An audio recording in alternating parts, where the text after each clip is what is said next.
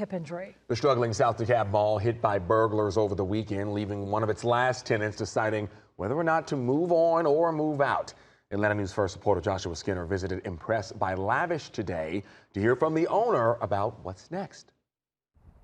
Over the years, South DeKalb Mall has struggled to keep its small businesses open out front. And after a burglary that took place last weekend, it could be losing another.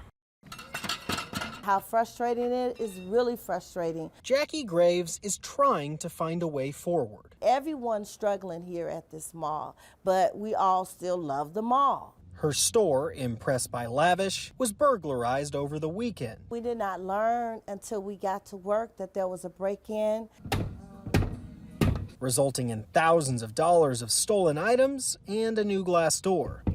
Vanita Lewis held a back-to-school drive here on Saturday morning. South DeKalb Mall has always been my favorite mall to shop at because of the price points. But Graves and Lewis can see outside their doors.